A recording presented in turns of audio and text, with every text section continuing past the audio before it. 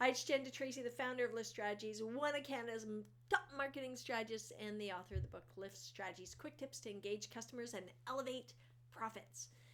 Let's do it. This is number 5, the 5th reason why it's important to niche your marketplace. So here's the word niche.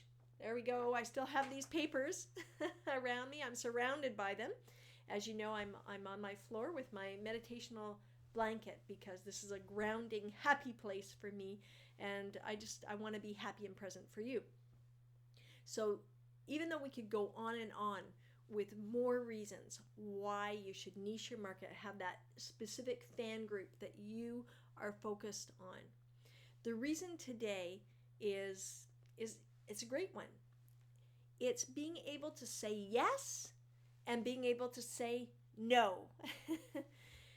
So when you have a conversation with somebody and you know already who your ideal fan club is, your niche, and you in that conversation with that person, you're listening to them, you're hearing their concerns, you're nodding your head, you're present for that, you might realize, wow, this person is perfect. They're perfect. They are perfect for they fit into that fan club. They're part of that niche. And you can put time and energy and focus into nurturing and developing that relationship, right? And you can just really get to know that person, and over time, whether it be right away from a conversation or depending on your selling cycle, a year, 6 months, 3 months, 2 months, whatever that might be, build that relationship. And then there's the part of the no, right? The no, the people you do not want to work with, but sometimes you feel tempted because you're like, well, that could be revenue for me. And then it just turns into a beep, beep show, like a hell, storm. You don't want that, right?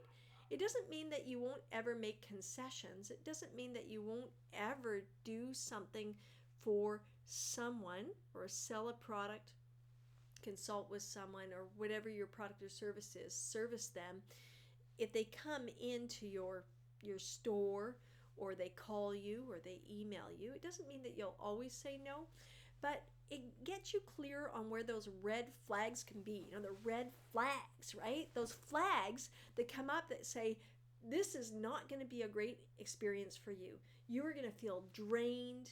This is going to be bad. And it's really important to pay attention to that, because what you have to offer, your expertise, your skill, your products, your services are of value. And if someone doesn't value them, and I have worked with clients where I knew that I was busting my butt to do an amazing job for them, but they were always the yeah but, and there was always criticism. They would agree to a marketing initiative, and then they would turn around after it hit, and they would be like, well, this could have been better, that could have been better. And there's nothing wrong with that evaluation, but there was never anything positive. And I had to fire that client because there was no, number one, they said they were buying into the concepts that we had devised. They probably weren't, so they weren't being honest. And secondly, there was no love or joy when they came to implement it. And the way that they were training their staff had a negative vibe to it. That was not part of my fan club. Now, sometimes you don't know that in the beginning. And so you keep trying harder and harder in my business, as doing one-on-one consulting, which is I'm giving my heart and my soul, right, to do that kind of work. So the clearer you are about your niche, the easier it is to say no to problematic situations that can occur, so that you can focus on the yeses and the joy and the fulfillment comes from being a rock star at what you do and what the products and services are that you offer. So that is a key reason, and reason number 5 why having a niche is really important. So if you like this tip and you've liked this series of tips, please write a comment below, like it on Facebook, tweet it out, share it, spread that love. It's great for you because it gives you exposure. It gives you another reason to get a social media hit by sharing, right? Which is a cool thing. And check out the Crack the Marketing Code online program.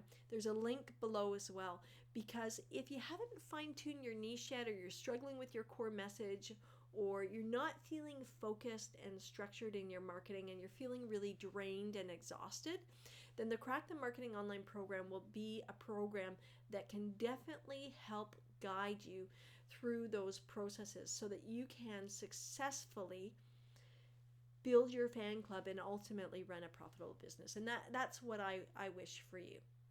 So until next week's quick tip, have a great week, take action, and be yourself.